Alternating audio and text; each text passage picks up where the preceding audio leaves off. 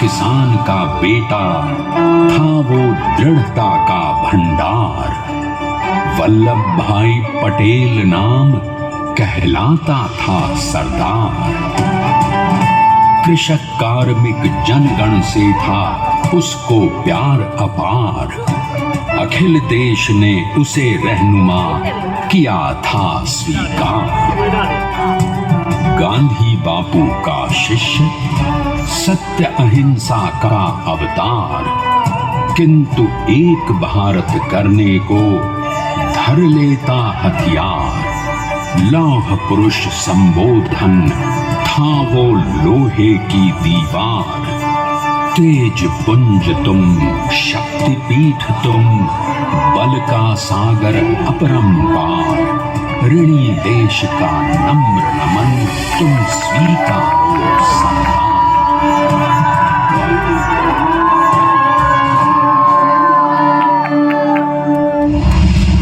1857 में अंग्रेजों को ललकारने वाले पहले स्वतंत्रता संग्राम के एक सक्रिय सिपाही थे झवेर भाई पटेल।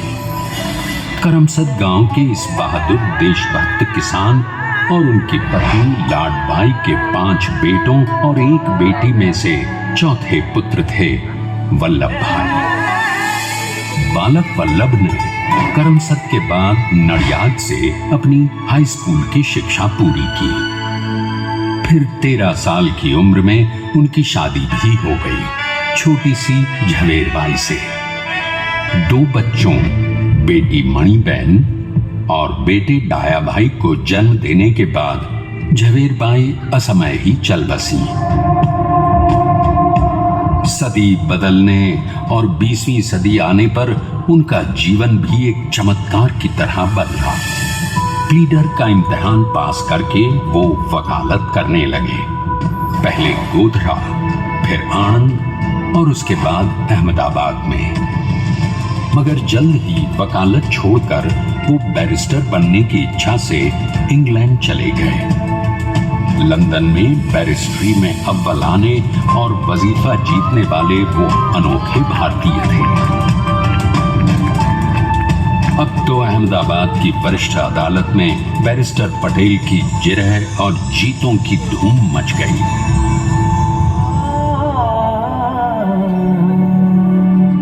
तभी एक युग पुरुष ने वल्लभ भाई के जीवन की धारा ही बदल दी। दक्षिण अफ्रीका में सत्याग्रह के अहिंसक अस्त्र से गोरे शासकों को सबक सिखाकर भारत वापस आए बैरिस्टर मोहनदास करमचंद गांधी से मिलकर वल्लभ भाई ने अपने कुछ बरसों से सीखे विदेशी व्यवहार और संस्कार हमेशा के लिए त्याग दिए और अब वो अपने खेड़ा के किसानों को हक दिलाने के लिए बापू के साथ आंदोलन में कूद पड़े। अब उनके पैरों में जूते नहीं, गांवों की धूल थी। हृदय में भारत भूमि की शस्य श्यामला धरती। मन में थे गांधी और मस्तिष्क में एक नए स्वतंत्र भारत का सपना।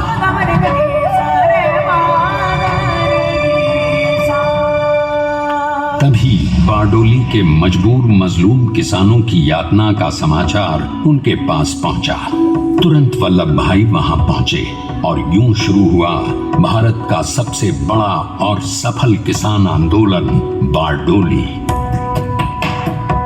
वल्लभ भाई ने बारडोली के 87,000 किसानों को ऐसा अटल अडिग अचल मनोबल दिया कि अंग्रेजी सरकार हिल गई और 1 बरस के बाद उनका लगान माफ कर दिया गया।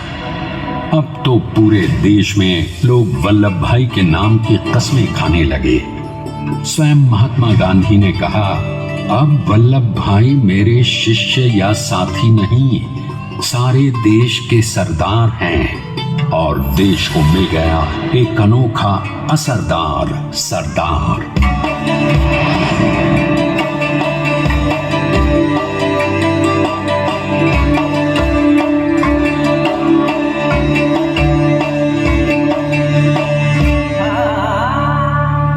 सरदार पटेल के नाम और देशभक्ति से अंग्रेज डर कर कांपने लगे। 1930 के नमक सत्याग्रह और दांडी कूच में वो बापू से भी पहले गिरफ्तार किए गए। तो सन 1932 में फिर उन्हें बापू के साथ ही जेल में 2 सालों के लिए डाल दिया गया।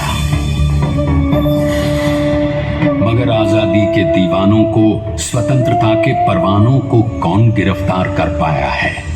जेल से छूटते ही सरदार को कांग्रेस के नए राष्ट्राध्यक्ष पद पर चुना गया और उनकी सरपरस्ती में राष्ट्रवादी भारतीयों ने तमाम ब्रिटिश सूबों में जीत हासिल कर वहां अपनी स्थानिक सरकारें बनाई। किंतु सरदार का सपना केवल सरकार बनाना नहीं था। उनका स्वप्न तो था एक ऐसे नए भारत का जहां हर रंग, हर रूप, हर जात, मजहब, तबके का हिंदुस्तानी एक साथ मिलकर एक ऐसा नया भारत बना सके जहां पूर्ण स्वराज के साथ सारे समाज को गरीबी, अशिक्षा, छुआछूत से भी आजादी मिल जाए। इसकी पहली रणनीति थी भारत को अंग्रेजों की गुलामी से आजादी, ताकि भारत के लोगों की अपनी सरकार सबके साथ और सबके विकास के लिए काम कर सके। बापू की अगुवाई में अब देश ने अंग्रेजों को अंतिम चेतावनी दे दी, करेंगे या मरेंगे, क्विट इंडिया, अंग्रेजों, भारत छोड़ो। बस फिर क्या था? संघर्ष की रणभेरी 25 सालों के लिए सरदार पटेल को भी सत्याग्रही नेताओं के साथ जेल में ठूंस दिया गया। 2 सालों के बाद अंग्रेजों को बापू के सभी शिष्यों और साथियों को छोड़ना पड़ा।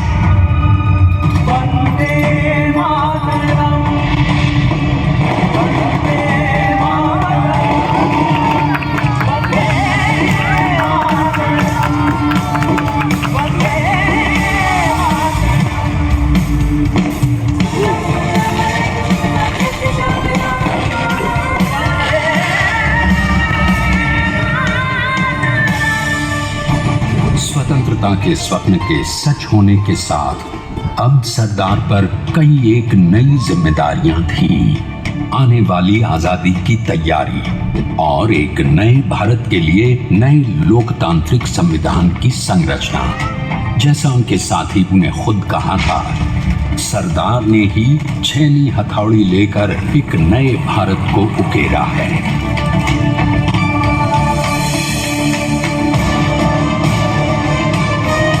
स्वाधीनता तो प्राप्त हुई, लेकिन खंडित भारत में भी उठते विभाजनवादी अंधकार को अभी दूर करना था। जब देश के खंड खंड होने का भय उत्पन्न होने लगा, तो सरदार ने निर्भय होकर खुद अपनी केंद्र सरकार और साथियों को भी चुनौती दे डाली और जम्मू कश्मीर को बचाने के लिए सारे देश का आकाश वायुयानों से भर गया।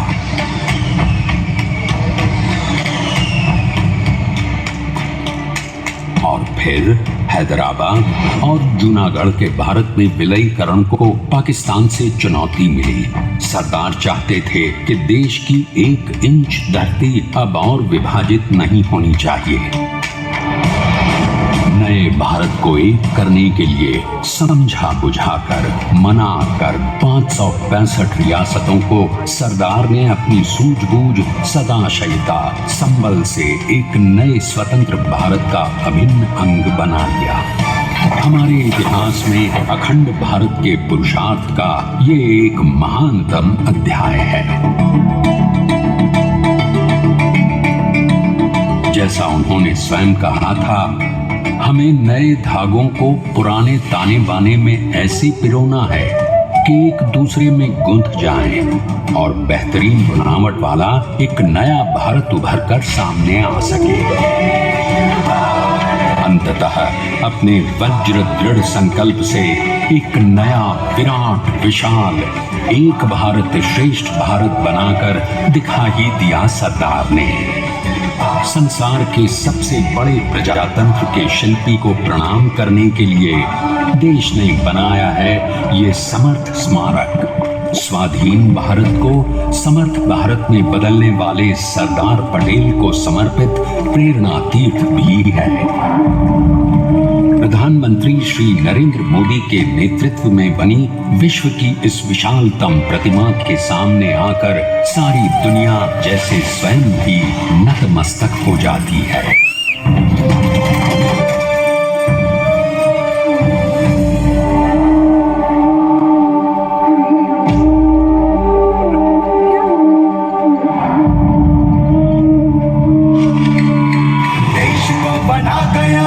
अमित अटल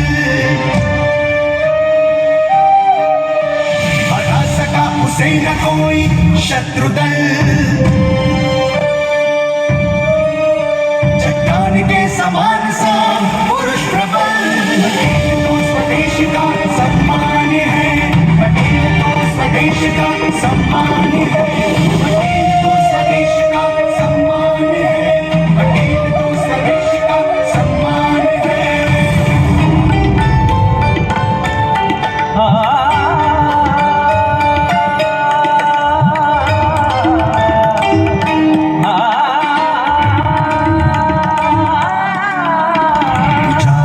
आकाश को छुए हुए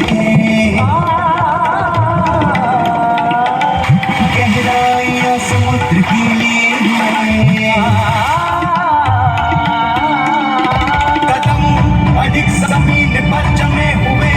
पटेल अपनी आन बान शान है, पटेल अपनी आन बान शान है, पटेल तो स्वदेश का सम्मान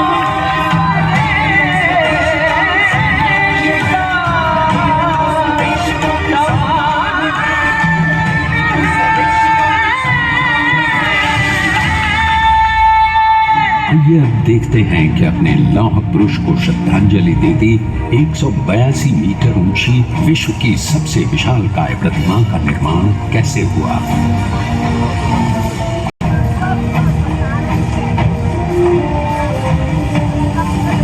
गगन चुंबती इस अद्वितीय अभूतपूर्व प्रतिमा को बनाने के लिए सबसे पहले नदी पर 4500 क्यूबिक मीटर का राफ्ट बना और फिर सीधा 600 फीट का कंक्रीट का कोर बनाया गया।